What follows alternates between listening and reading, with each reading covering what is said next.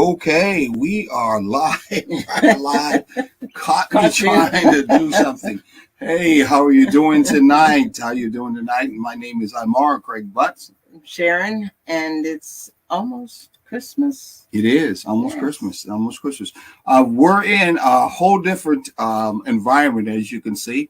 You won't see us here much unless there's other things that we need to do. As our engineer asked, "Hey, are you? Hey, listen, we're in a top secret place, someplace in More secret than the Batcave. Batcave. You know, I was thinking we are in the place where remember Black Panthers? Yes. So where is that called? Wakanda. We're in Wakanda. Yes. That's right. We're at Wakanda right now. That's where we're in Wakanda. Come join us sometime. Exactly. Wow. Again, you are now being prepared to be razzled and dazzled by us, I guess. Sure. I will razzle. And dazzle. If I razzle, you dazzle. I will. Taking the journey together. That's what this show is all about. Definitely all about. Sharon, you want to give the folks what our I don't know what it's not a vision. Yes. Motto. Or what we stress and live by. We are going our basic belief. That's yes, there you go. That's it. We are going to relate. It doesn't matter what our mother says, what our father says, what anyone says. We are going to relate. Even if our best friend says, not that one, we are still going to relate.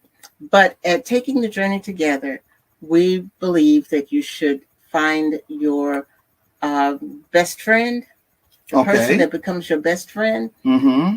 You should take that relationship and cultivate it into one that is a lovership.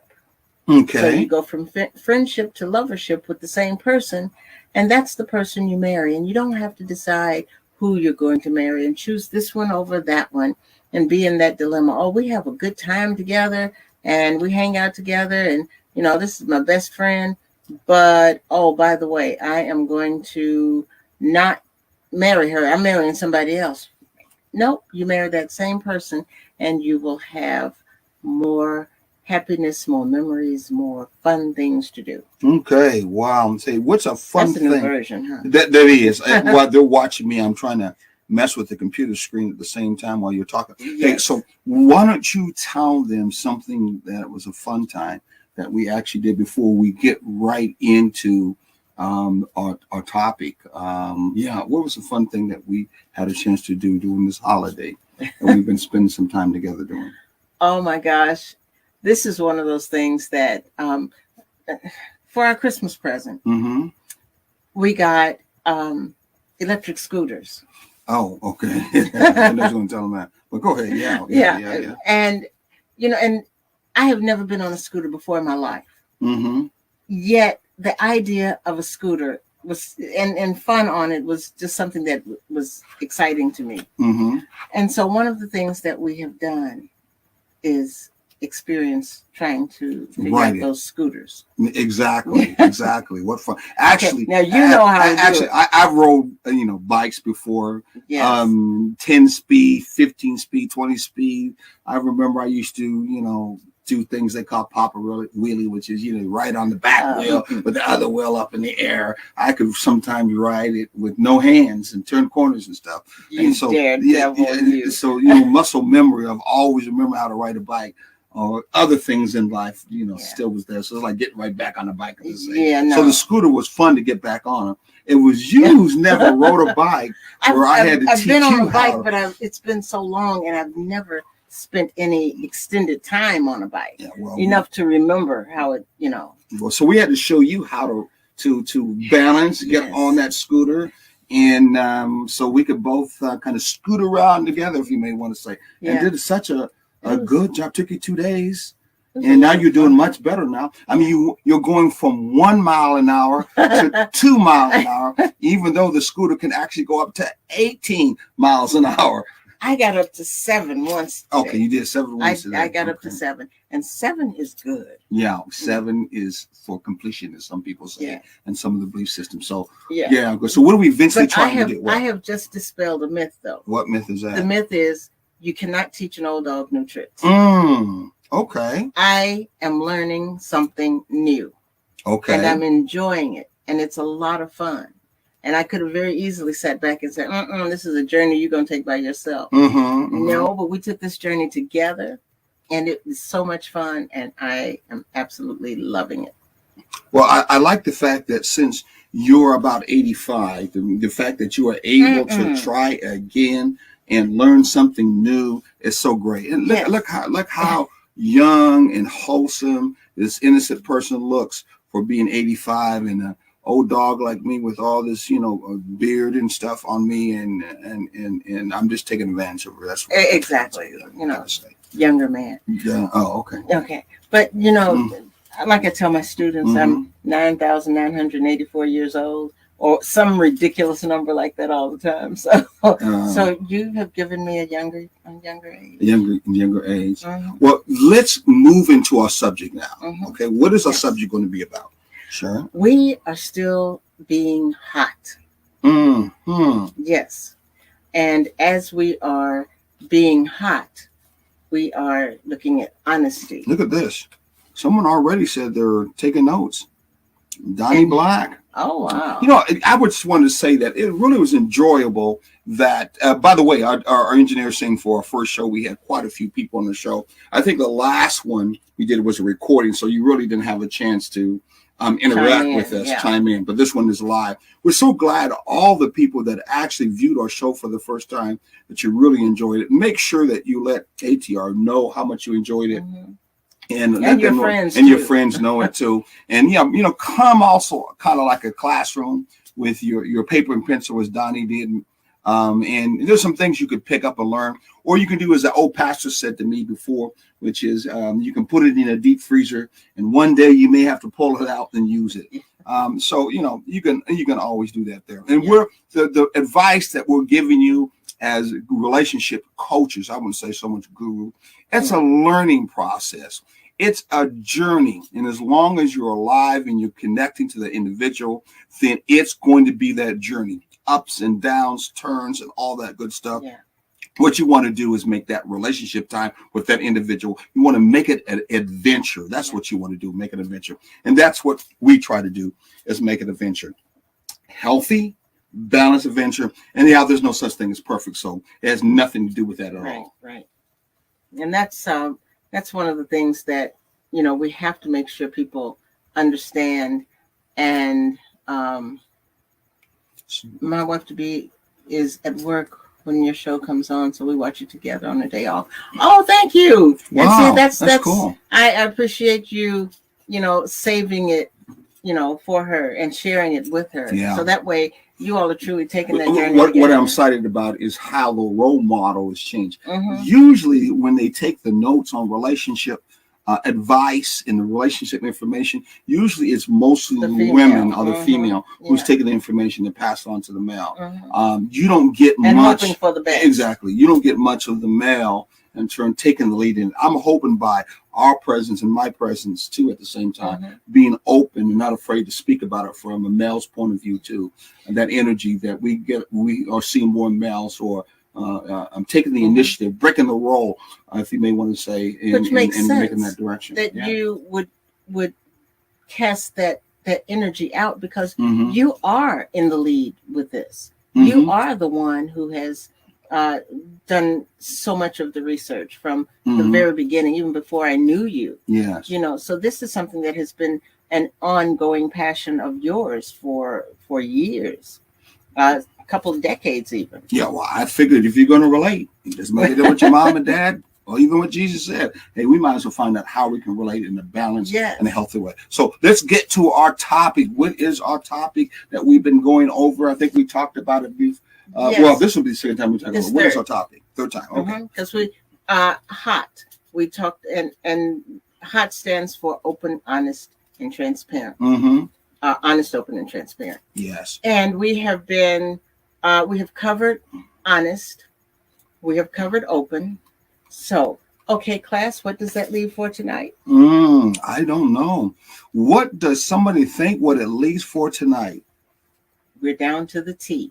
T, down to the T. Yes. Let's all say it together. Transparent. Don't. Yeah, she's a teacher, so she's gonna do stuff like that, man. I mean, that's how she rolls. She does that with me too. But hey, it is what it is. It just keeps it kind of light and whatnot. But yes, tonight we're talking about the transparent part of being hot and how important it is for you to be transparent within your relationship. Exactly. As we kind of look over our notes that we put together, so if I'm looking up or she's looking to the side, one and two, we're looking at our notes. So transparency. What do we think about when we think about transparency? Sometimes some people think about transparency as being very, very light, very, very wide, very, very crystal clear, or like gaseous kind of. Yeah, being able to see through. Exactly. And transparency, you would say, is symbolically, what's it? Symbolic. It would be that way when you think about that. But we're referring to how we relate to one another, how we relate to one another under the guise of hot. So let's look at some ways of how transparency relating to our partner, which is to reveal your inner self, your true experience. So we are talking about relating to your partner, like relating with you, with my true inner self and my true experiences.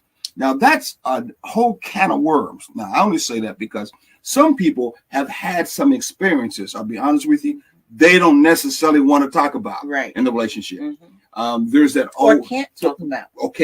They're emotionally, they're not at a place where they can talk about it. Or there's that tradition that is out there, and that tradition is don't tell. No, that's right about that. Okay. But I'm referring to the tradition of courtship, and in courtship you bring on your best self, your best advisor, the ambassador that you call. Exactly, ambassador. And because I really want to get this girl, she looked good. Man, I can't wait to get to her at home. Or it could be a guy. I really like this guy. I'm really going to get to him. So what you do is you put on your best ambassador. You say anything that they want to hear. You wear the best that you can. You put on your best personality and yada, yada, yada, whoop-de-whoop-de-woo. During that particular time. She likes a man in a suit, so I'm going to go out and buy me 3 suits. And I want to wear these suits every time we go out. So my inner self, anything to do with my inner self and my true experience in life, no, that's not the time we bring it up. No, that's not the time we talk about it. This is a time where we play the fairy tale. You know, the knight in white shiny armor. And this guy is coming to save me. It all becomes nothing but imagination in what? It's a smoke and mirror. It is. I remember my cousin. Hopefully she's not listening to, by the way, because she was older than me and I ran with her a lot too. And I remember she got married to this guy who was a doctor. She didn't know him that well, but they got married because of looks, his power. He was influential, and for her it was like dating up or marrying up. Marrying up they call it. And her name was Rox. I don't yeah. I'll leave it alone because she might. Her name was Cousin. Exactly. And they put on a serious marriage. I mean, probably over $7,000 to $6,000 on this marriage. Took a whole bunch of time to put it together. I mean, I went to it. It was like a whole bunch of bridesmen, all that other good stuff. It was a serious match. You would thought with about as much money as they put into that relationship that there was no way into the marriage. The starting of the relationship. If you may want to say the door that was open to the relationship, you would thought that they would not in turn have a problem in that relationship quickly at all because of the time and effort and all the people that came together. Would you think the same thing, Jim? Yeah, I would, except I've done so many weddings that I know that's not true.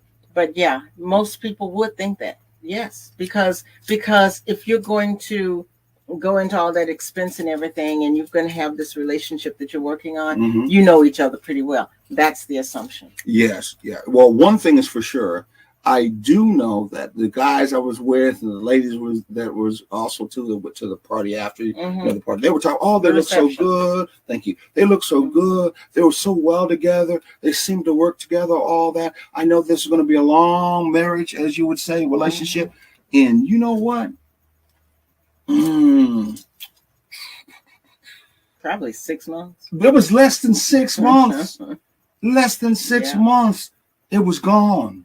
It was over with. Yeah. The marriage was done within 6 months. And I know, having a chance to talk with Roxy, because there's a name. Okay. Who at least talked with me in detail many times as she did. I just could feel that she really wasn't connected to this guy. Mm-hmm. They were like opposites. Yeah. And I think they were using that philosophy of, opposites attract. And I could tell how strong. Opposites also repel. Exactly. That's the side that they don't talk about. Exactly. As strong-willed as she was, and as strong-willed as he was, being a doctor and all this stuff, I didn't see how that was going to work out. I'm like, who am I, from that end? And sure enough, it didn't. And she was just, she told me later on that they'd always bumped heads all the time. So they couldn't see eye to eye, and they fought and all that other stuff. And it just went to the wayside. And the problem is, a lot of times when people are marrying up, as they say, what they are really doing is marrying for all the wrong reasons, because the up is the only thing that it's important. She's looking at the financial stability, and he's looking at, maybe she looks good, or she will be good at the mixers and things that he has to go to for his business. But all in all, it's for the wrong reason. And eventually, when you do things for the wrong reason, it's going to come to fruition. It's going to all come to light. It's going to become transparent that it's not, a good thing. Hold on, I'm trying to pull something out. Hopefully I'm not pulling up anything on her.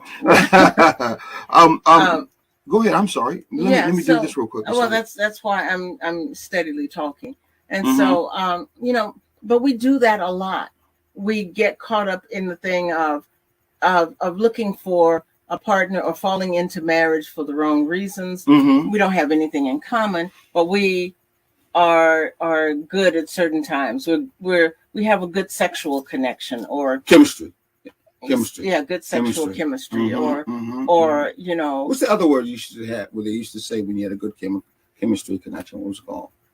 It was sexually connected, real strong. It wasn't called chemistry. Infatuation. Infatuation. But infatuation is, it's one of those things that will throw you off too. Because you will. I love the way you look. I love your muscles. I love your this. I love your that. I'm not too fond of your personality, but you sure look good. And where's that? Because if you marry that outside, you're gonna get that personality that you don't care for either. Yeah, especially if the personality in the inside. Because again, one of the main important aspect of transparency is your inner self. Yeah.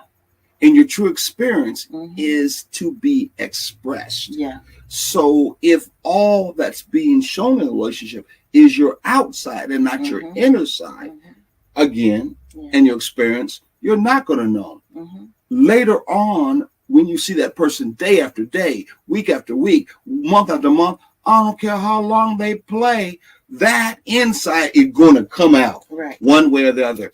I think about an experience of a young lady I knew in Kansas City, Missouri. And if I remember right, she had a girlfriend, and her girlfriend, every time and every day before she got up, she would always make sure before he woke up, she'd make up her face. I'm serious. She'd make up her face, come back to bed. He'd wake up. He would see her face made up, dolled up. And she did that purposely. The girlfriend I dated, who was her close girlfriend, said, yeah, I do that purposely. I don't want to ever let him see me, but how I want him to see me.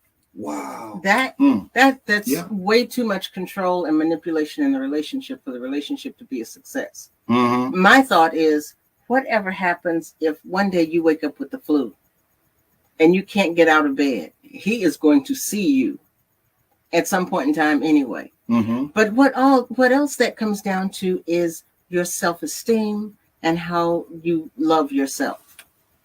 If you feel like you have to have on, you have to put on a mask and a different persona and masquerade for somebody to love you, you're not loving yourself in the first place. Yes, exactly. You're not loving yourself. And so those are some other issues that you have to deal with. And that's one of those things about not being true to your partner, because if you go in like I'm all this and I'm all that, and look at me, but then when you are home alone, you act a completely different way, you look a completely different way. That's not being transparent. That's not being transparent at all. I think the uncomfortableness comes because if you don't have a belief or philosophy, as we do with taking the journey together, thriving relationship, healthy relationship, and you don't use friendship as your basis, and you don't feel this person is a true friend or can be a true friend both ways, then you naturally are going to hide a lot of experiences that you had, that you think this person is not going to like about you or like about me. Yes. You're not going to open up about your inner feelings, because if you do, this person might think I'm crazy. And so I'm really not trying to connect to you as a friend anyway, because I don't even think that's needed in a relationship or a marriage relationship. So therefore, you could see that that's not going to happen. Right. And traditionally, the relationships have been that way. I call them the surviving relationship. They're not based on friendship. So I don't need to know what you're doing. You don't need what I know what I'm doing, but we're going to somehow work this out. Right. And that's what we have to do. We have to do more than that. But we have to also be willing to expose our vulnerabilities and fears. Don't be guarded or defensive or walled off. You got to share that, because if you're getting into a real relationship with somebody, your fears and things are going to come to the surface at some point in time. I think on the positive side, as we're talking about this to help everybody to move to that level, when you are able to share your inner side in your inner self, then you're still using what I call the communication arena, the communication bridge to the other individual, called sharing. Yes. Okay, because sharing, that communication bridge, if it's in a healthy and balanced way, it's both ways. It's not just one way. Right. And so in that sharing bridge, since we're talking about using transparency, is in that sharing bridge, then you are going to want to, if they're a friend, because that's what you left as a door open between us, how we relate to one another, true friend, you're going to want to share your life. So your inner self, you're going to want to share. You want to feel comfortable open. And that other person, if they're a true friend, someone that has set the relationship through the power of agreement to be a friend with you in this area, they're going to want to hear from you, and vice versa, because this is the way both of you are going to get to really know each other. It's a journey anyway. It is. Your day is not going to be the same every day. So you're going to need the opportunity to know how each other feels and thinks as the days go by, especially if you have kids. I mean, you get so involved with your children, kids, you got no time for yourself. Exactly. And you go into that period, when you get older, and it's called the empty nest syndrome. You got to know each other again, or you got to try, or you say, nah, I don't like you. I don't get to know you. We got to go. Enough is enough. Exactly. Thank you for playing. Which sounds real negative, but that's what you're thinking inside. It's been grand, but it's over. And so thanks for the fish. Yeah, so long, and thanks for all the fish. And see, and that's one of those other things as far as getting to know your partner and everything. We can make little comments like that, so long and thanks for all the fish, because we both saw the movie Hitchhiker's Guide to the Universe. Which, most definitely. That's not his name anymore now, but which is really kind of, it's kind of an odd movie, but we both enjoy that kind of oddness sometimes, but if we didn't talk about it and we weren't open about it, then we wouldn't know. It's one of those things like, I could have said something like, oh, this movie, Hitchhiker's Guide to the Universe, that's a great movie. And, Amar could have said, yeah, it is. It's a real great movie, and then slept through it. which would have said to me, he's not feeling this the way I am. But he was not honest enough to say, that's not my kind of movie. However, we talked about these things and we realized that we both like science fiction movies and different things like that. So you have to have these kind of conversations. Mm-hmm. And that's a part, and that honesty goes along with the transparency. And that conversation is not only important to do when you're going through the courtship period, but in that courtship period, you want to establish that in such a way that says, this will be a way of our life. Yes. Yes. Okay. Again, this will be a way of a life. So it won't be one of those things that once we get into this commitment of a relationship or marriage, intimacy, and all the other stuff, I changed my mind. Exactly. I wake up in the morning, ooh, who are you? Or this is who I really am. And then like, wow. And we'll have conversations in such a way that I don't remember us talking this way before. Yeah. Why am I going to do it? No. You have to set that precedent at the beginning that this is how we're going to conversate. This is how we're going to get to know each other, and then allow that to expand in your journey and turn. Remember, it's all about sharing to get to know each other much better. Yes. And as an example, can I talk about the place we stumbled upon? What was that? The monument that we stumbled upon. Oh, okay. Go ahead. You want to share that? Yes. Yeah, we like to go to different places, and when we go, and we like to travel. And when we go to different places, we also like to find out about the African American history that you're not going to find in history books and different places like that. The type of history that you're going to have to go out and search for and seek for yourself. Well, when we were in Jacksonville, I guess it was Jacksonville. Yeah, we stumbled across a monument that had been placed up for the first African American beach that was put into place for the workers on the on this particular railroad. And the man that ran the railroad did this for his employees and for their families, because beaches were segregated in 1900. And so it's called Manhattan Beach. Yeah, I think that's what's called Manhattan Beach. Yes. And so it's one of those historic Manhattan Beach. We just got it on the phone. It's in Florida. The first Jacksonville. Yes, the first African American beach resort in 1900. Henry Flagler. Well, you don't have to read the whole thing. Reserved Manhattan Beach for Black employees and his Florida East Coast Railway and Florida East Coast hotel companies. So all of the Black employees had no place to go where they could relax and things like that. But we wouldn't have known this. The fact that we both know that we love history in this manner was an excitement for both of us and something that we could share.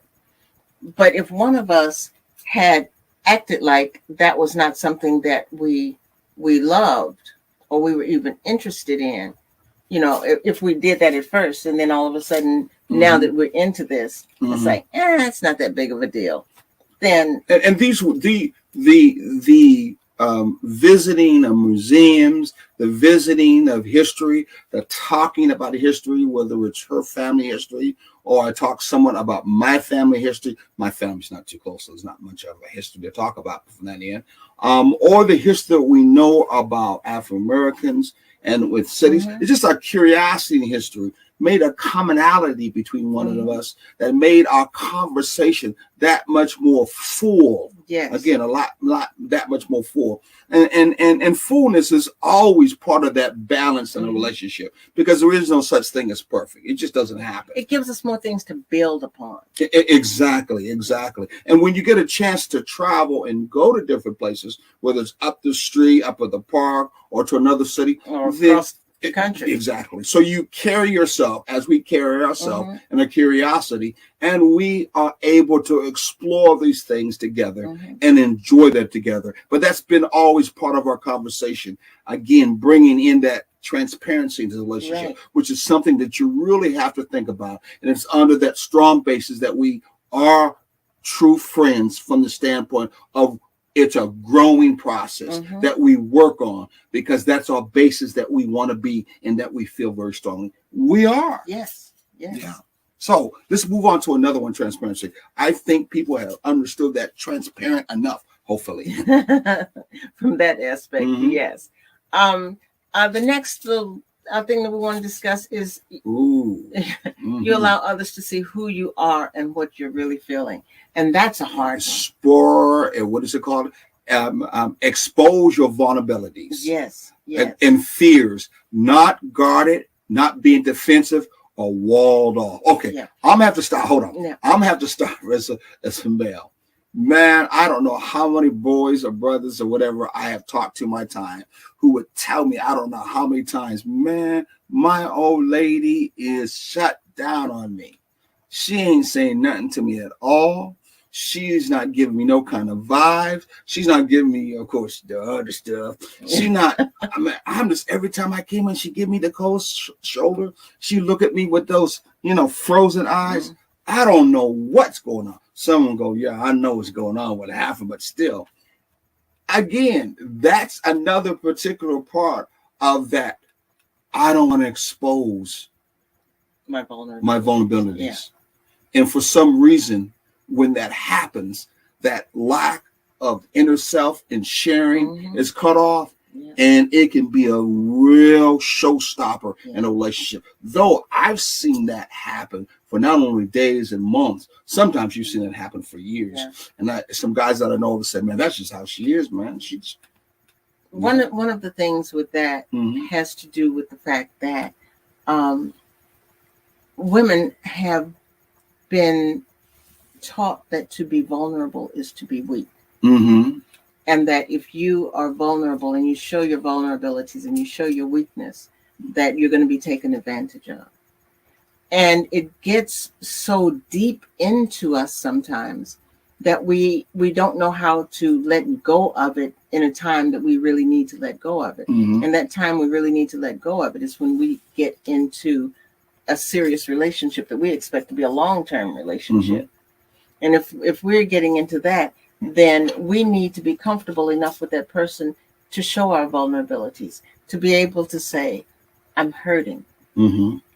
Whether your partner caused the hurt or not, you need to be able to say, I'm hurting, or I'm not happy, or, something is wrong with me and it's bothering me.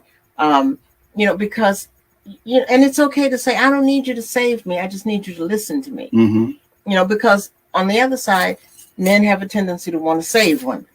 Yeah, we've been kind of programmed to think that we are the Johnny come lately, we are the Mr. Fixer man. And then there's some men like, nah, I ain't doing none of that. My daddy ain't did it. I ain't seen anybody do it. So nah, you're gonna have to save me. This woman's gonna make me right and make me to be the man. And I'm gonna be just like my mom did. Or almost did. Almost did. Or any way it goes, the lack of being transparent is at hand.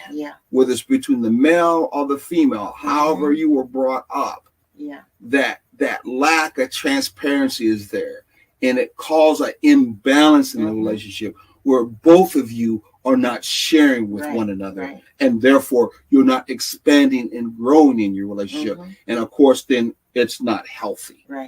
And so it's important that you find a way to understand that to be vulnerable is basically to share who you are. It's not a sign of weakness, and that's something that we have to get away from. It's like you can have things.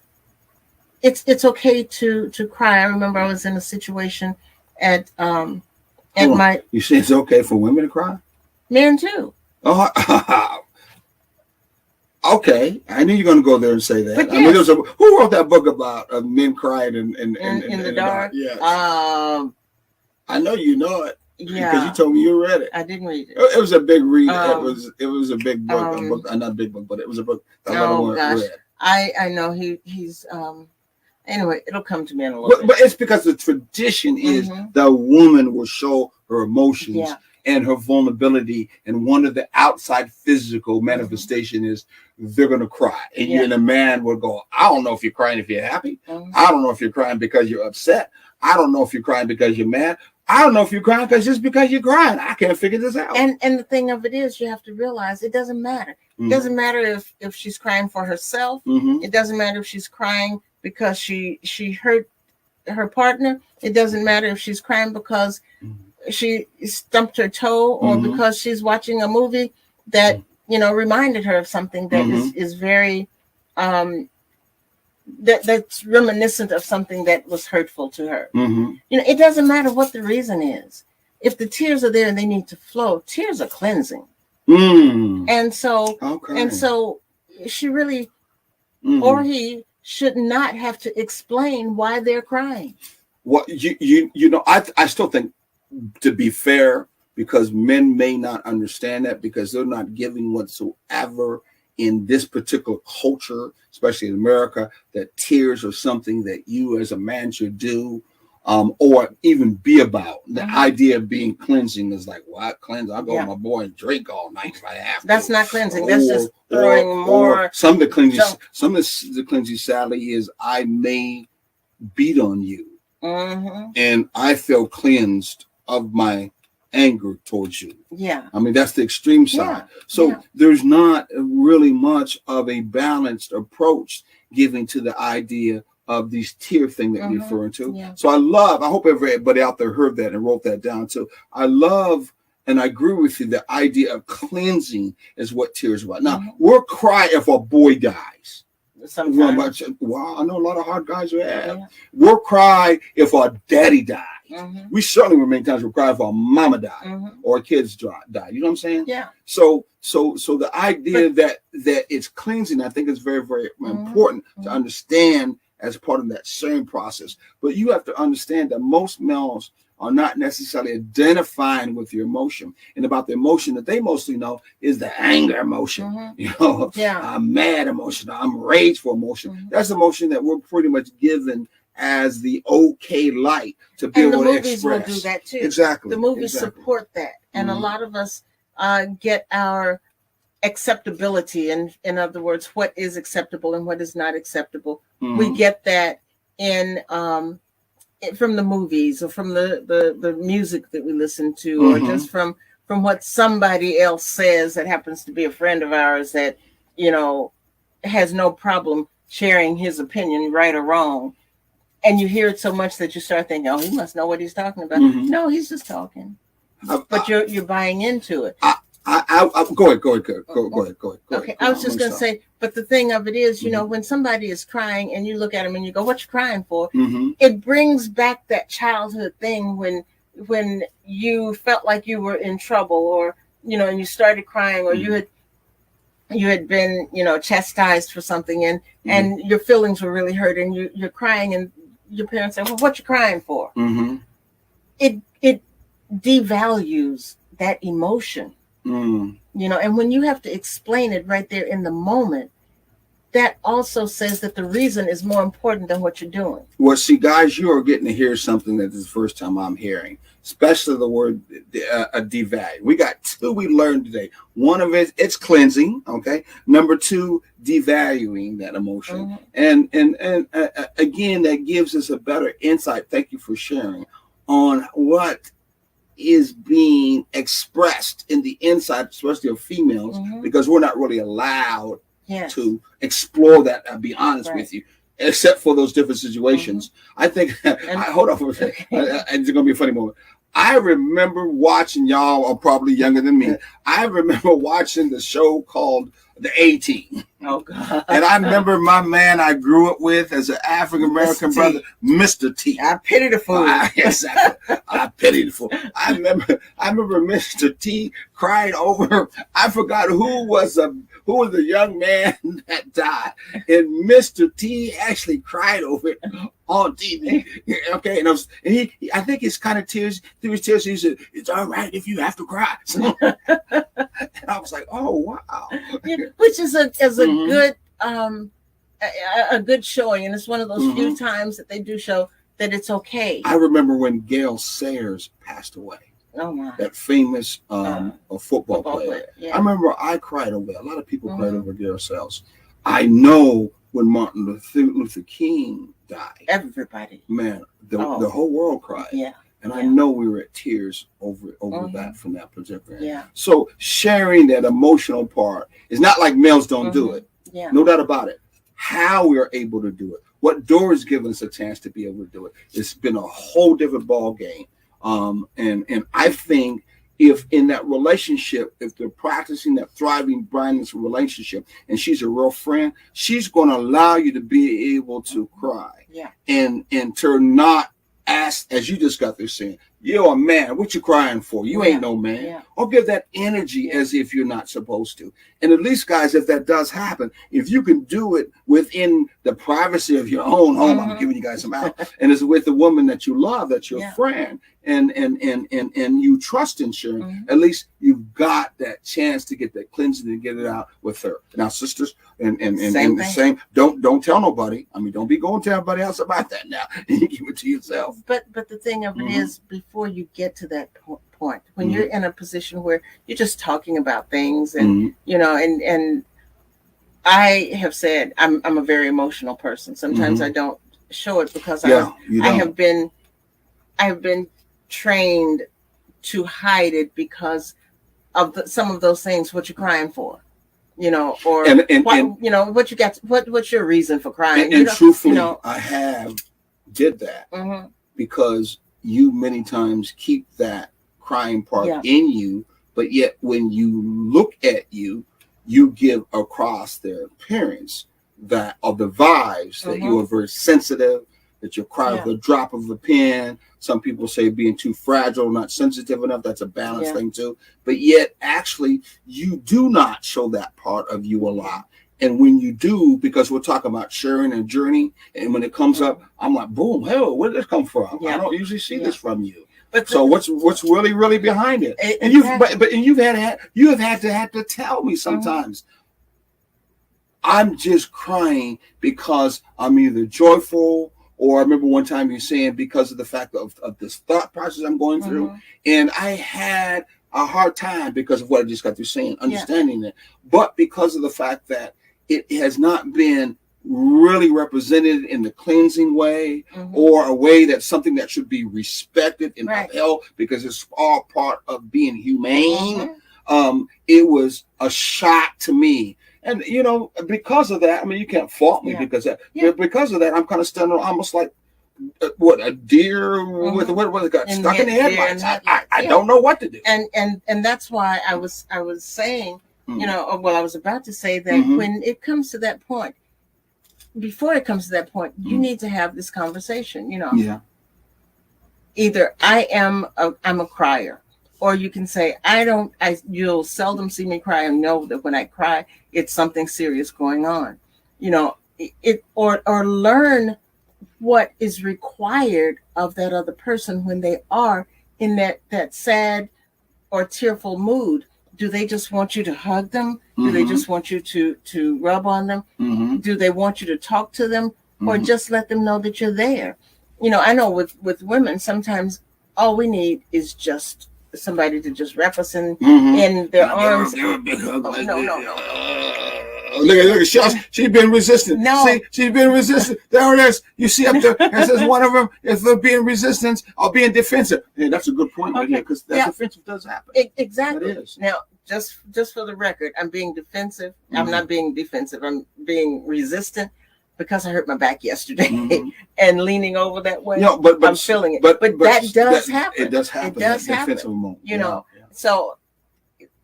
Not this time, because I love to be wrapped up like that. But the point out of that also too is that there's also a lot of males, because of the emotional part we talked about, who are not open to that emotional, romantic, or open side that has to do with hugging, and they will be very resistant, especially if they're angered over something at work. They're angered with something to do with the kids, or angered with something that you did. They'll hold that all just in. Tired of the direction that life is going, you know, and we have to also realize that a lot of people were not, how can I say, were not hugged a lot when they were growing up. I grew up. There is a cultural conditioning that when it comes to that intimacy of actual physical touch in the area of hugging and what can come out of that, security, a placement of comfort in life. There's some cultures don't add that as a high precedent for them to do. From that end, I grew up and my mom didn't hug me much. She did a lot of things, but she didn't hug me much. And I have to admit, a lot of some of the girlfriends I dated, they didn't hug much at all. Really, I'll be honest with you. And I know that some of the cultural activities I did as a coach or as a activist in the street working with younger folks, I do know and could find the young men who didn't have much hugging in their life. When I hugged them, I could tell in their resistance. They were kind of wondering, what the heck are you doing this for? What's behind this? I didn't get this. Men don't do this, whatever. But you could tell that. But when you do it in a consistent way outside of your actions, showing that you care about them, I remember the last time when we went to the urban school teaching with Mrs. Trotter in Savannah. And we had a lot of kids, I call them baby kids, excuse me, but they did some real tough city urban kids or country urban kids. And you remember, because we've been with them many a time, sharing what we are and who we can be with them. We would always have one or two of them before we leave come up to us and what? And give us a hug.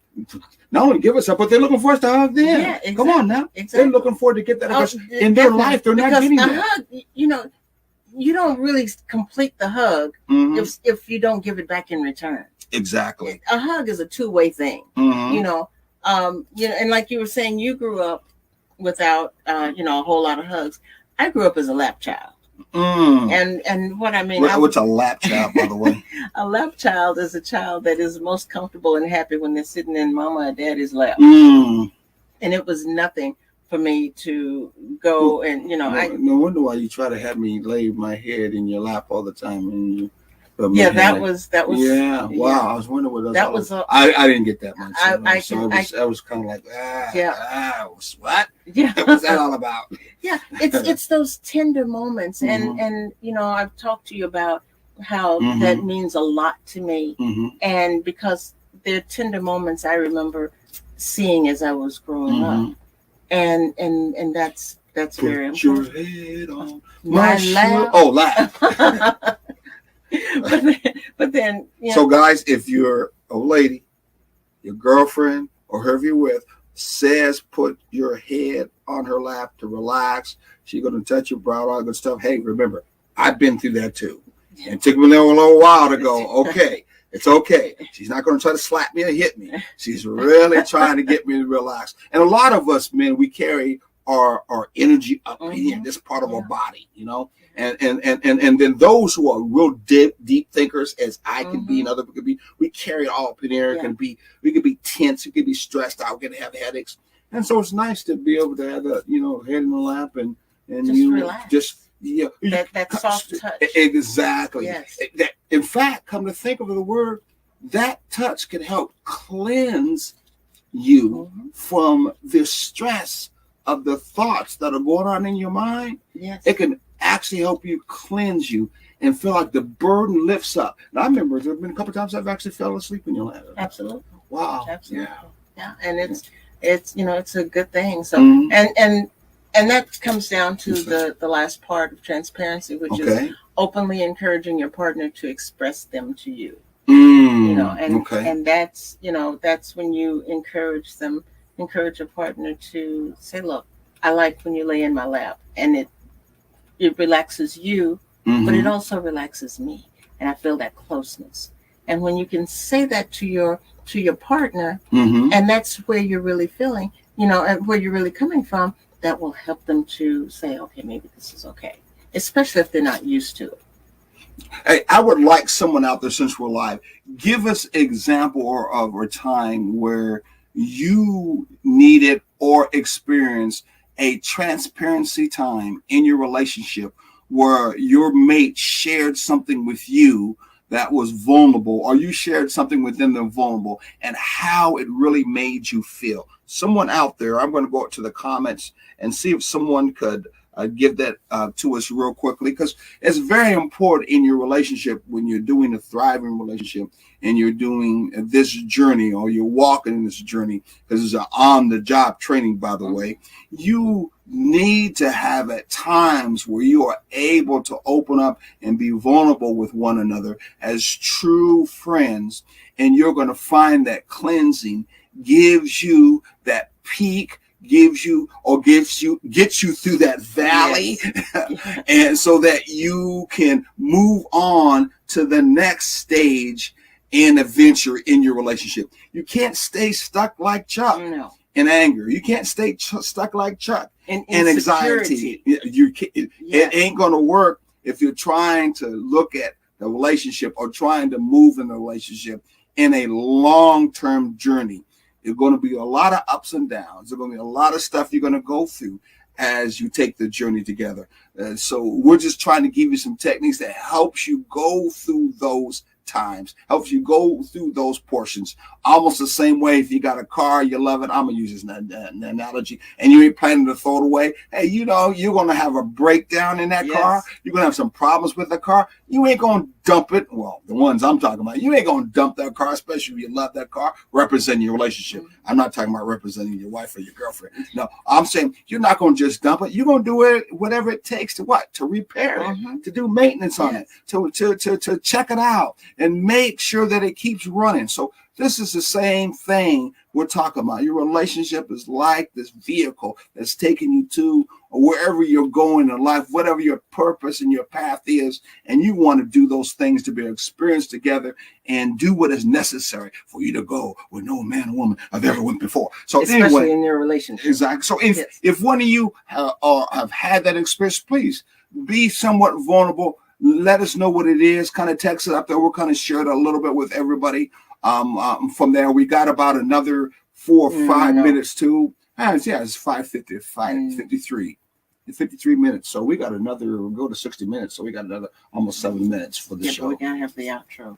Yeah, we got time. We got 4 more minutes. So anyway, if Buddy has that experience, please put it up there. In the meantime, while you're thinking about that in your mind, sharing your deepest desires and points of view about whatever issues you're discussing is important. I mean, and it's okay to disagree. You don't have to be on the same page about everything, but you need to know where to make that compromise, where to come together. And I don't mean compromising. Okay, but that's more capitulation when you just say, okay, I'll go along with it. No, find that happy medium. If you're not on the same page, because when you give in and you just kind of capitulate, as we've talked about before, and I've learned, thank you, it builds animosity and it builds grudges, and that's not going to help you have a thriving relationship. There are almost more than one way companies and organizations try to move together on purposes and points. They use partnership. Okay. They use also compromises, and then they use that last one. It's called co-something. I'll remember it in a minute. I'm gonna let you remember. Co-something. It's not cooperation too. I forgot what it is. I'll find it in a minute before it's up. Anyway, it has everything to do where you keep your solemn vision of what you're doing within your organization. No. And so does the other organization. But you find a common ground, and with that common ground, you can move forward. Okay? Yeah. And so sometimes in your relationship, there is going to be a period where both of you need to find a common ground that in turn may not be all that you both agree upon.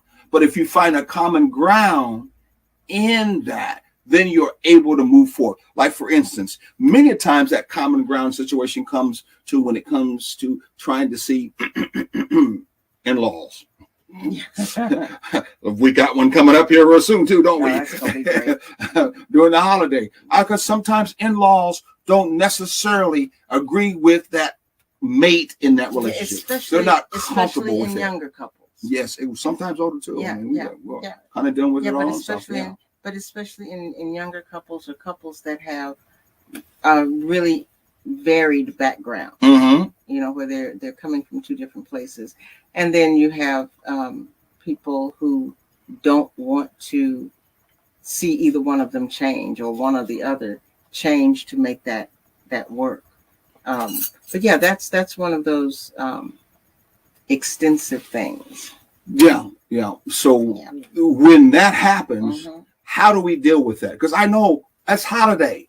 We're coming towards Christmas. We're coming also to New Year's and Kwanzaa too. So we're going to have to deal with the uncomfortableness many times of in-laws. How do we do that? How do we find a common point in this situation where maybe the in-law doesn't like that husband of yours or the wife at all? How do you do that? Outside of I ain't coming, you can go. Or there's the other extreme, we ain't going at all. Sometimes you just have to bite the bullet. Really? Bite the bullet? Well, you know, that's bullets, so you bite them to or they'll explode in your mouth. Okay. Well, I don't know why they have that saying there. Neither do I. Okay.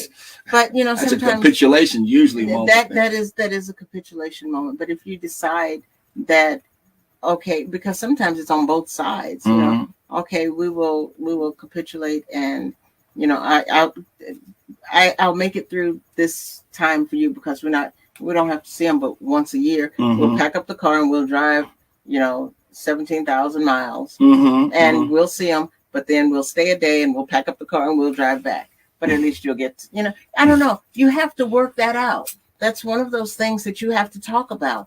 And as, you know, you deal with issues, you're going to have to do that part of sharing your deepest desires and your point of view about issues, especially the serious issues. Let's look at this and work this out while we're here. This is like real life common situation. We got time.